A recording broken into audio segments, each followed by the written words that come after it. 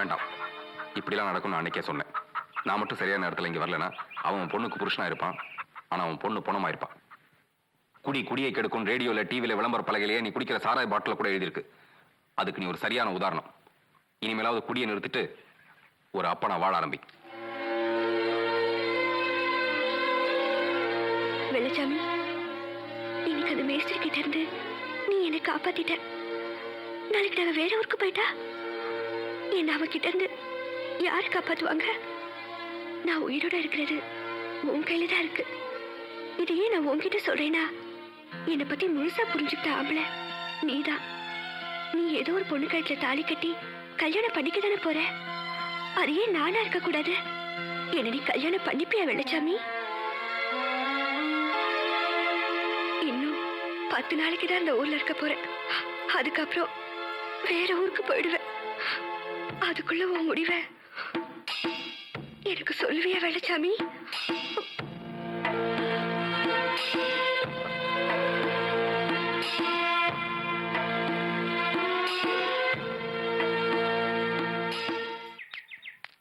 Brother, அப்படி உட்காந்து போக வேண்டியதானே? அது இல்ல, ஒரு நிமிஷம். அது சொல்லிட்டு விரல் நீட்ட வேண்டியதானே? அதனை விரல் நீட்டிட்டு சொல்றது? ஐயோ, நான் அந்த விளையாட்டுக்கே வரலப்பா. நான் சொல்ல வந்ததே வேற. என்ன? செருப்பு பொட்டி மாதிரி சாதாரண பிரச்சனை இல்ல, காதல் பிரச்சனை. அப்பப்ப வந்து ஜம்ப் பண்ணி ஃபைட் பண்ணிட்டு போறது பேர் காதல் இல்ல. கடைசி வரைக்கும் நின்னு ஃபைட் பண்றதுக்கு பேர் தான் காதல். நீ 10 நாளைக்குள்ள அந்த பொண்ணுக்கு ஒரு முடிவை சொல்லலைன்னு வச்சுக்க, அவங்க அப்பா மறுபடியும் சாராயத்துக்கு ஆசைப்பட்டு என்ன மாதிரி கேவலமான பயலுக்கு கையை பிடிச்சு கொடுத்துருவான்ப்பா. அவளுக்கு நீதாப்பா ஒரு நல்ல முடிவை சொல்லணும். அவ ஊர் விட்டு போறதுக்குள்ள ஒரு நல்ல முடிவை நான் அவளுக்கு சொல்றேன்.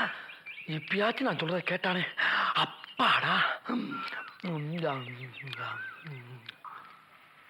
அப்பானா அம்மாவோட புருஷன், அப்பாடானா என்ன? அப்பாடானா அப்பாடா. அப்பாடா அப்பாடா அப்பாடா அப்பாடா ஆளை விட்டான்டா.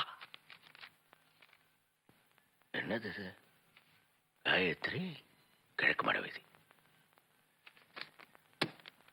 அம்மா காயத்ரி, உனக்கு ஏதோ இன்விடேஷன் வந்திருக்குமா? வந்து பாரு. வாமா.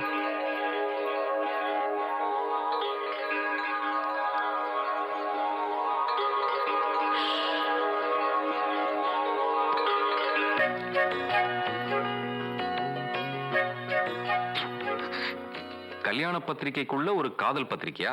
படிங்க, ஆனா சத்தமா படிங்க. ஹாய் காயத்ரி. ஹாய் காயத்ரி. நான் தான் வசந்த். நீ அனுப்பின 2 லெட்டருமே கிடைச்சது. எது? விடிய விடிய என்னோட ஃப்ளூட் பேக்ரவுண்ட் மியூசிக்ல எழுதினியா அதுவா? படிங்க. நீ கடிதம் மூலமா பதில் அனுப்ப வேண்டாம். ஏன்னா எங்க அப்பா தான் இந்த ஊர் போஸ்ட் மாஸ்டர்னு எழுதின உடனே எனக்கு எப்படி பதில் போடுறதுன்னு தெரியாம தவிச்சிட்டு இருந்தேன். அப்பாவை பத்திலாம் எழுதிருக்க, நம்மளை பத்தி ஒரு வார்த்தை கூட எழுதிரியா? நல்ல வேலை, உன் ஃப்ரெண்டு கௌசல்யா கல்யாண பத்திரிக்கையோட என் வீட்டுக்கு வந்திருந்தா. என்னை கல்யாணத்துக்கு கூப்பிட்டா. நானும் கல்யாணத்துக்கு கண்டிப்பா வரேன்னு சொல்லிட்டேன். ஏன் தெரியுமா? அங்க உன்னை பார்க்கத்தான். அதான் லவ்விங்ஸ் ஆஃப் இந்தியா. நீ கண்டிப்பா அந்த கல்யாணத்துக்கு வரணும். நான் அங்க உன்கிட்ட பல முக்கியமான விஷயங்களை பேசணும். மேட்டர்லாம் ஓகே. எப்படி எப்படி எப்படி போக போறீங்க?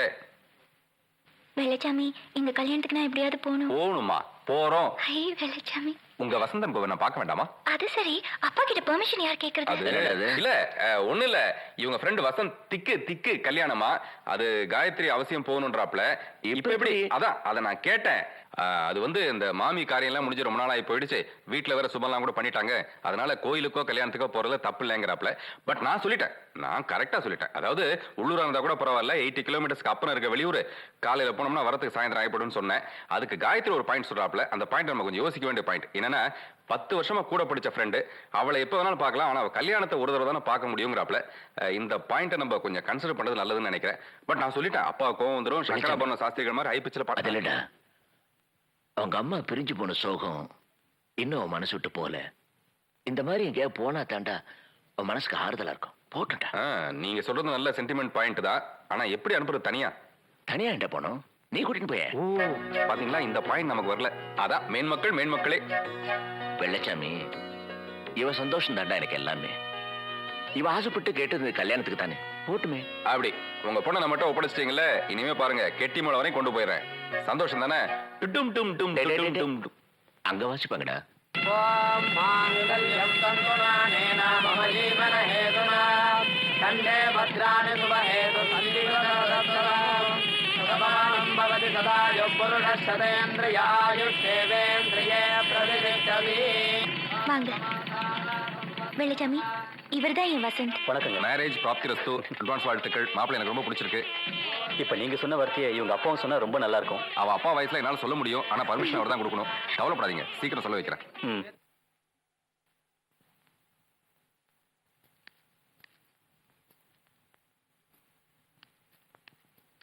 டே வெள்ளச்சாமி, நான் பெரிய தப்புன்ட்டேன்டா, பெரிய தப்புன்ட்டேன். உங்க 2 பேரையும் கல்யாணத்துக்கு நான் அனுப்பியிருக்கவே கூடாது. நீங்க 2 பேரும் அங்க போனதுனால தான் இப்படி நடந்தது. ஐயா நீங்க என்ன சொல்றீங்க? சம்பந்தி வீட்டுக்காரங்க நம்ம வீட்டுக்கு வந்துட்டு இப்பதான் போறாங்க. ஏதோ ஒரு வேலை விஷயமா நம்ம ஊருக்கு வந்தாங்களாம். அப்படியே காயத்ரி பார்த்துட்டு போலாம் நம்ம வீட்டுக்கு வந்தாங்க.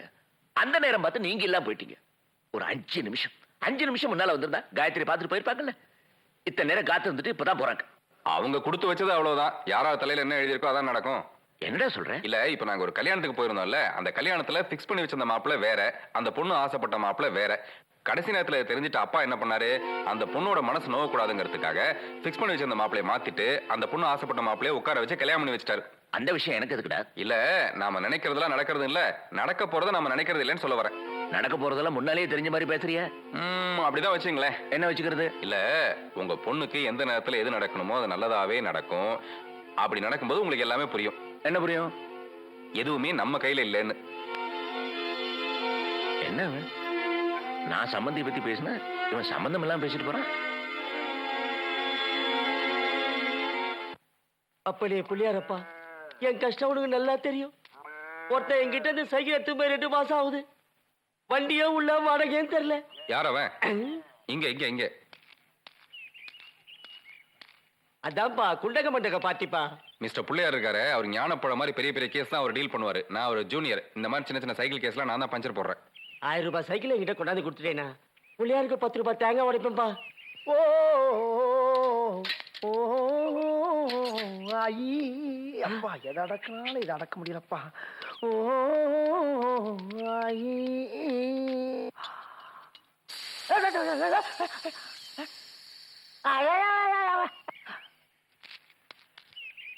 அப்பாடா, 2 லிட்டர் தேரும். அடாடாடாடாடா, இறங்குனது இந்த காத்து தானா? இங்க வரா, காத்து பண்ண மாதிரி கரெக்டா பம்போட வர்றாரு ஒருத்தர். Hello brother. ஓ நீங்க தானா? என்ன எப்பயும் பிகிலோட அலைவீங்க, இப்ப பம்போட அலைவீங்க? பம்பு யாருது? சைக்கிள் யாருது? இது என்னையா கேள்வி? ஏன் சைக்கிள் தான். பம்பு என்னதுதான். நான் ஏன் கேட்டேன்னா, உன்கிட்ட எதை பேசினாலும் தெளிவா பேசணும். தெளிவா பேசு. எனது சைக்கிளுக்கு கொஞ்சம் காற்று அடிக்கிறீர்களா? வீல் இங்க இருக்கின்றது, பிகில் அங்க இருக்கின்றது. நான் அந்த பக்கம் செல்கிறேன். காற்றை கவனமாக நிரப்புங்கள். ஆ இந்தா ஆ கும்தா ஆ இந்தா ஆ கும்தா ஆ இந்த முடிஞ்சுதா. ஹலோ, ரொம்ப தேங்க்ஸ் பிரதர். காத்தடிச்ச கூலி அளவு? காத்துக்கெல்லாம் நாங்க காசு வாங்குறது இல்ல. அப்படியா? ரொம்ப சந்தோஷம். காத்தடிக்க வந்த காத்தவராயன் பாடி. எங்க போறீங்க? என்ன சார், ஏன் ஜெயிக்க எடுத்து நான் எங்க போனா உங்களுக்கு என்ன? காத்து இல்லாம இந்த வண்டி ஓடுமா? காத்து இல்லாம எந்த வாகனம் போகாது பிரதர். அப்ப இந்த வண்டி ஓடுறது உள்ள இருக்க என் காத்துனால இல்லையா? டெபினெட்லி. அப்ப இந்த வண்டி யாருக்கு சொந்தம்?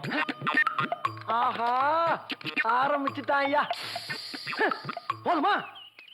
காத்து பொல்லா ஊர்ல இல்ல காத்து. பாப்பா வேலைய பார்த்துட்டு இருங்க பிரதர். என்ன? உங்க சைக்கிள் இங்க இருக்கு, எங்க காத்து எங்க? தெளிவா கேக்குறேன். உங்க சைக்கிள் இங்க இருக்கு, நாங்க அடிச்ச காத்து எங்க? காத்தோட காத்தா கலந்துருக்கோம். வேணும்னா அந்த பொம்பளை என்ன 2 குத்து வேணா குத்தி எடுத்துட்டு போ. இந்த குத்துறவெல்லாம் வேண்டாம். நீங்க புடுங்கி விட்ட காத்த என்கிட்ட கொண்டு வந்து கொடுத்துட்டு இந்த சைக்கிள் இங்க எடுத்துட்டு போங்க. இங்க பாரு, நல்லா நாம இங்க இருப்பா. என்ன பாக்குறப்பல இதே வேலைய செய்றீங்க. இங்க பாரு, பிடிக்கல சொல்ல விட்டு போறீங்க. இங்க பாரு, இங்க ஒழுங்கா கட்டற நாயே. டேய், காத்துக்கு நான் எங்கடா போவேன்? வணக்கம். ஐயர் எந்த வித்தியாசமும் பார்க்காம வெள்ளச்சாமியும் அவர் பொண்ணையும் ஊருக்கு அனுப்பிச்சு வச்சாரு. அவங்க 2 பேரும் போகும்போது இருந்த உறவு வேற, வந்ததுக்கு பிறகு இருக்கிற உறவே வேற. என்ன சொன்னேன்? என் வெள்ளச்சாமி பத்தி என்ன சொன்னேன்?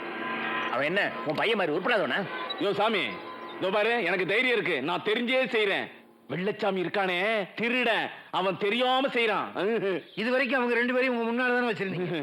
இப்பதானே தனியா அனுப்பிச்சிருக்கீங்க. தனிமையில தானே ரெண்டு மனசு ஒண்ணு.